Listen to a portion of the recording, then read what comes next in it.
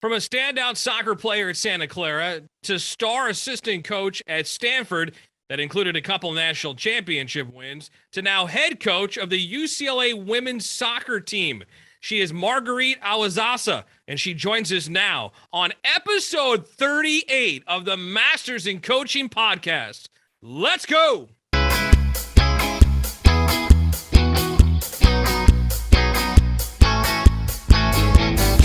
Well, welcome into episode 38 of the Masters in Coaching podcast here on iHeartRadio or wherever you're downloading this podcast or viewing on YouTube. We appreciate you watching and listening. So excited to talk to our next guest here on the Masters in Coaching podcast, a four-year starter for Santa Clara, an assistant coach at Stanford, helping the Cardinal to two national championships, Pac-12 titles between 2015 and 2019. A great coach, a great recruiter, brought in two top 5 recruiting classes at Stanford. 6 players she has coached have gone on to Team USA for women's soccer. And this past December, she was named the head coach at UCLA, where I went to school and graduated in 2000, so long ago. Coach, how you doing? Thank you for coming on the podcast. Thank you so much. Hi, thank you. Yeah, I'm doing great over here. Can't complain. So what have the last 3 months been like for you since you left Stanford and took over your own program at UCLA? Yeah, so the last 3 months have been very eventful, to say the least. Not only did I get hired, obviously, at UCLA, but I also the same week got married. So it was a very, thank you, very eventful December, certainly. And then subsequently with the move and all sorts of stuff like that. It's been busy, but it's also been wonderful. I think my experience so far at UCLA has been incredible. The team has been super receptive. The department has been super supportive. And everyone around me just feels like they're, rooting for me and my staff. So it's been really great. Now you take over a program that loses their head coach, Coach Cromwell, who left to go coach professionally in women's soccer. So you're taking over a program sort of in different scenario, not like a program that's looking to start over, that's been struggling for a few years. UCLA women's soccer program has been very successful over her regime, and now she's moved on professionally. You take over this program. What do you need? Is there something you wanted to do right away to put your stamp on this program? How was the program overall taking it over from December on? Yeah. So, first shout out to the previous staff. I think they did an incredible job building the program into a national powerhouse. Like you mentioned, I think it's super rare that a new staff gets to come in and just be blessed enough to have like a very successful program, a program that has a great foundation. So again, super thankful to them and just want to give credit where it's due. Okay. And they've, I think, like I said, built the program to what it is today. When we first took over, our staff, biggest thing is we wanted to build relationships. So wanted to build relationships with the players, build relationships within the department. I think anywhere you go, women's soccer especially, a lot of our success is reliant on people around us helping us out. And so we wanted to just make sure we started our program kind of off on the right foot. And then had you asked me, before I took over the program, my biggest concern, it would be, would the team be receptive to kind of a new coach, new ideas, stuff like that, because they have been so successful. But thankfully, and I think luckily in some way, the team has been, greeted us with open minds, greeted us with open arms. And so it's been really great, just even from my first day, how welcoming everybody has been. What was it about the UCLA job? I'm sure you had other opportunities to take over your own program at different schools, but why UCLA? Why now? I think in terms of now, I was ready to become a head coach. I had gotten to a point in my career where I've just had so many incredible mentors, so many people kind of showing me the way that I kind of got to the point where I was looking at situations like, okay, how would I do this? What would I do differently? What would I do the same? Kind of what would I say in this moment? And once I started to have those thoughts, I kind of knew that the next step would be to be a head coach. Now, like I said, I couldn't probably have written this, that my first head coaching job would be UCLA. Like that doesn't typically happen. And that's partly why I'm just so thankful to the department for taking a chance on a first-time head coach. In terms of why UCLA, I think it's easy. Like, it's UCLA. The location's incredible. The university is incredible. Academic standards are really high.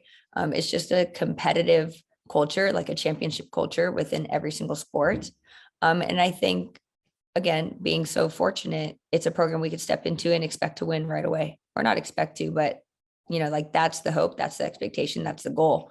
And I wouldn't have ever guessed that that would be the situation I'm so fortunate to step into, where in my first year, like we want to win games, and we want to become a super respected program. We want to become a super successful program on and off the field. And because it is UCLA, I think we have the opportunity to do that.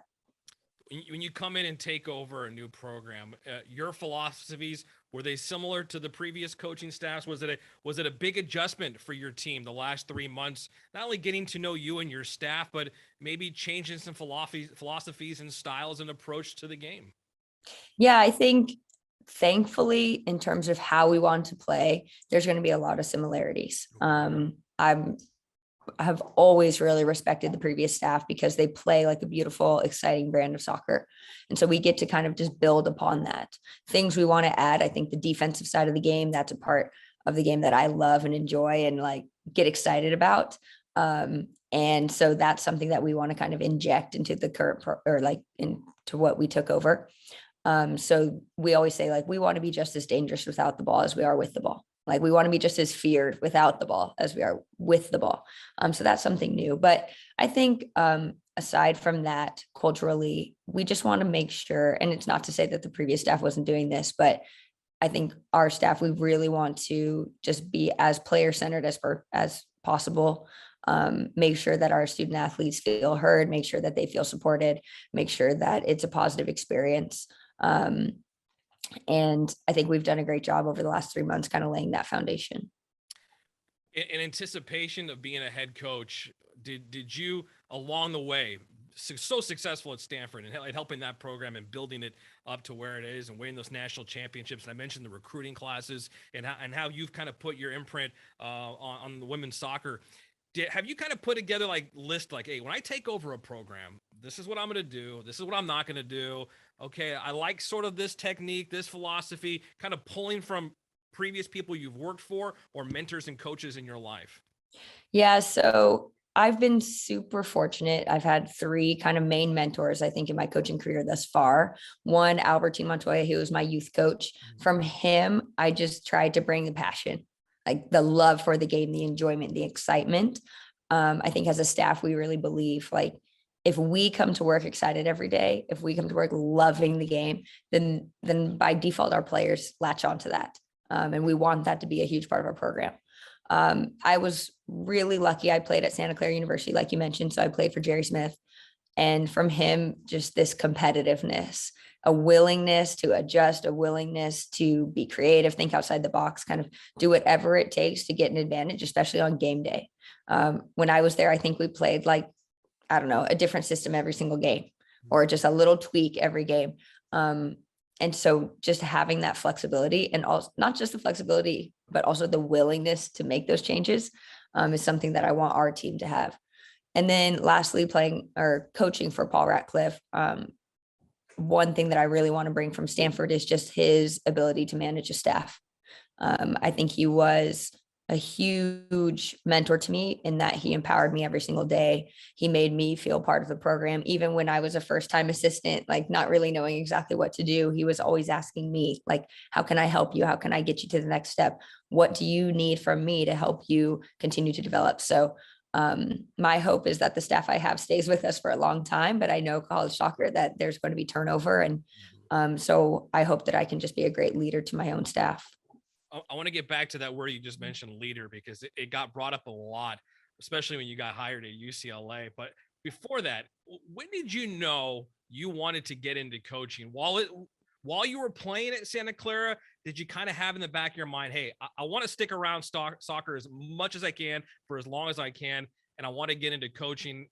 Was that sort of the plan, or was it a certain point you realized this is exactly what I want to do? So I started coaching officially when I was a sophomore in college. I'm sure Jerry hated that because I was like running around from field to field, like very busy between school, soccer, and coaching. But I started at such a young age. I think I was 19 when I had my first like full-time coaching job. And I've been fortunate enough to just never have another job. Like it's just always been kind of part of the fabric of what I do. Yeah. And in fact, we were at a camp recently and a young player asked me that. And I think it's just like, I'm yet to come to a day where I could step away from the game. And so because of that, I've, kind of like decided to be a coach, because I just can't imagine like a day that I don't play soccer or talk about it or like be a part of it. So until I come to that day, I think I'll be coaching. That's awesome. You mentioned the word leader earlier, and I was going back and I remember the press release that was sent out from UCLA that announced your hiring. And I went back and looked at it yesterday, and their comments from Coach Ratcliffe at Stanford and former players, and they just kind of talked about you and a couple sentences about what you're like, and every single one said great leader. And that's what you bring. And that was the word that kept sticking out to me in every single person's comments about you. Leaders come in different forms, certainly. How would you describe yourself as a leader? I'm not always like the biggest voice in the room. I don't have to be all the time. Yeah. So I'm not like the coach that I think needs to be heard every single day, even with our staff. Like I highly encourage our assistants to get in front of the team, to lead lectures, to lead sessions, stuff like that. I like to observe and kind of gather information first. And I really believe that like anything can be said as long as it's reasonable, as long as it's clear, and as long as it's honest. So something we say to our players a lot is like, if you have just ask, like rather than go home and like percolate and figure out what, like if something's bothering you, just ask. And so I would say I try to be very accessible. I try to be really approachable, and I try to be super reasonable. Like Paul Ratcliffe used to joke that I was the voice of reason, because I would kind of, things would get hairy, things would get a little chaotic, and I would just kind of wait, observe, and then offer my take. Generally very calmly, very like, you know what, let's just do this. Let's clearly this is not working. Let's try this. Like, and so I try to be just super reasonable, try to be someone players can go to, whether things are going well or whether things are getting a little hairy. And being a leader and communicating on and off the field is something that you're talking about. And that's so important. And I don't think it's like that in every Division I school, as far as the athletic department and each individual sport. There's players, coaches, there are coaches that let the assistants do the communicating. And I love to hear that about how you want that line of communication always open between you and your players. Yeah, that's super important to us. And why one of the things that we say to our players is like, we promise them that we're always going to be honest and transparent. And the reason we do that is because we respect them as people. Like, I don't think it's really fair for me to know something that's affecting the decisions I make about you, whether they're about playing time or whether they're about whatever, and for me not to tell you. I'm like, you're an adult, you should know. Absolutely. Here we go. Absolutely. So you're a successful player, a great assistant coach. You're winning at Stanford. Yet at some point you thought to yourself, I need to get my master's. I need to better my education, maybe better myself as a coach. And you go through the master's in coaching and athletics administration program at Concordia University Irvine. Why? What made you, coach, say, that's something I need to do? Yet you're so successful. You got things are pointing the right direction. You're going to be a head coach eventually. Why? One, I'm like a nerdy student. So I just love being in the classroom. I love learning about things. I enjoy thinking about things in a different way. It actually happened. I will admit it was an impulsive decision, and I'm glad I made it. But basically we won a championship in 2017. We made it to 2018. We had actually gone undefeated the whole year until we lost in the semifinal against Florida State. And I think sometimes as a coach, you just feel like there's nothing more you can do. As a player, like you have a bad game, you can think back to, oh, I should have done this, I should have done that.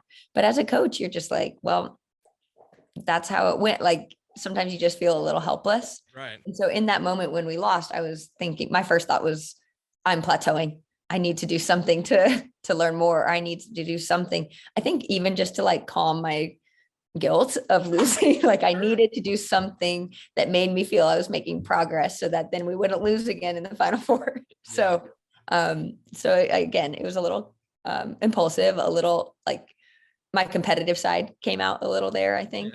And so as soon as we lost, I think it was literally on the plane ride home, I was looking up programs. So I was just thinking, okay, I need to do something to better myself as a coach.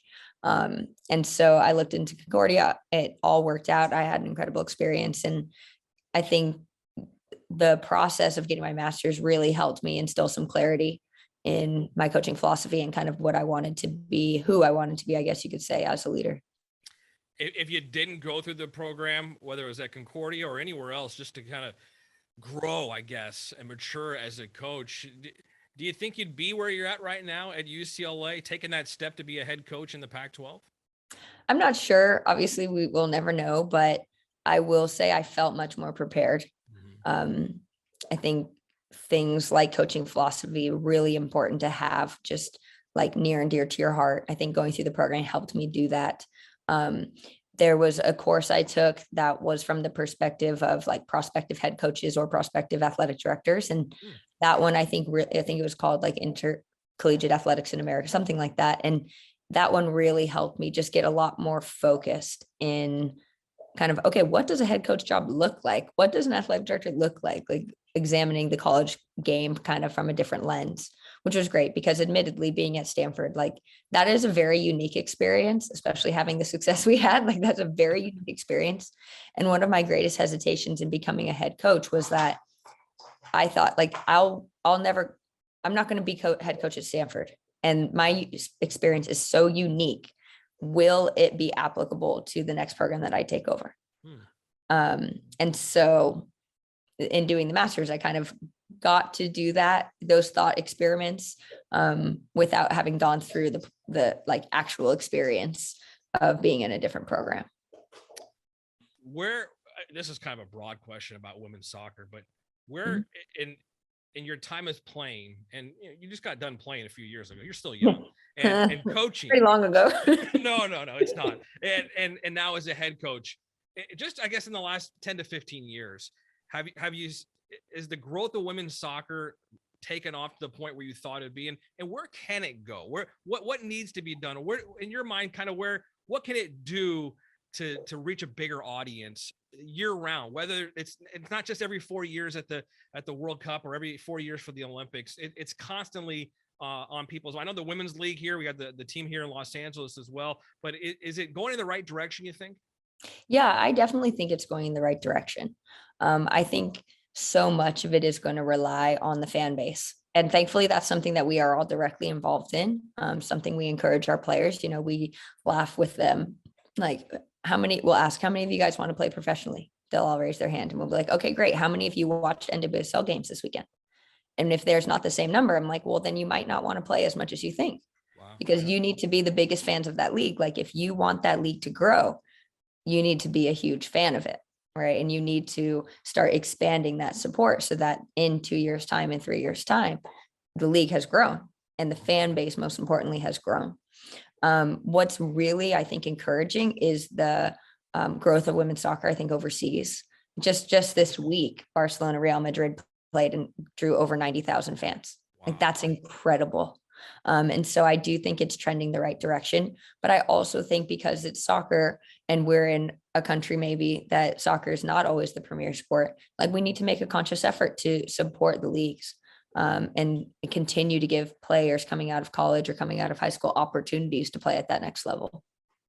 That's awesome. No, there's another question that just for my own knowledge, because I love sports so much. And you always hear about in college basketball and college football, East Coast biased towards the West Coast teams and Pac-12 schools. It happens in the NCAA tournament just recently. What about in women's soccer or even men's soccer in general? Is there a West Coast bias? Is there an East Coast bias? Is there a stronger coast as far as the way the game is played? My daughters play lacrosse. One's a junior in high school, and West Coast lacrosse is years behind East Coast lacrosse, and it's still a smaller niche sport. But for soccer, West Coast, East Coast, does it matter anymore? Is there a stronger coast in soccer? Is there a West Coast preference? I think it really just, I don't think the level is different per se. Okay. I think sometimes stylistically teams can be different based on where they come from. And I think that's again, just there's a lot of things that factor into that, even just like the weather factors into Yeah. that. Yeah. Um, and so like, Midwest teams, East Coast teams, clubs, whatever you want to call it, have a tendency to be, I think from a recruiting standpoint, like they're a little more blue collar, hard nosed, like really players that are not afraid of contact. Mhm. You kind of get that combativeness, that competitiveness. The West Coast isn't always known for that. But thankfully for UCLA, we're in a position that like we don't really, I think, target different areas of the country in terms of bringing players in. And I think if you were to talk to anybody around the country, head coaches, they just want the best players. I don't think they really have a preference as to where they come from. Does Southern California have a good recruiting base as far as where you can draw from? I mean, we hear about it in football, USC, UCLA. You draw a line around LA. Don't let the top players get out. Don't let the West Coast kids go east anymore. Is that sort of the same way with soccer? Yeah. So, I mean, thankfully, California is an incredible player, like has an incredible player pool. We sometimes joke because I'm coming from the club world as well. And we used to joke like you could make a really strong team of just players from California, and we would joke that I'm like, okay, we could take maybe the top 11 players from California across 4 different age groups. We'll have half the team will be national team players. Wow. So yeah, that was also one of the great draws of UCLA is its recruiting, the recruiting pool, especially players that are either from the LA area, from the Southern California area, from California at large, or want to come to Southern California. Thankfully, I think there's a lot of incredible players that want to do that. Well, Coach, we're excited to have you in Westwood. I'm a Bruin. I root for all the UCLA sports. I can't wait to see what you're going to do with the program and just take it even to that next level. Hopefully win some national championships, some Pac-12 titles. No pressure on you. But again, thank you so much for sharing your story, talking about your experience at Concordia, and welcome to Westwood. Welcome to UCLA. And we encourage everybody to get out there and this coming season, get out there to Westwood and check out the UCLA women's soccer team. So thank you so much for joining us. Yeah, thank you so much. I enjoyed it.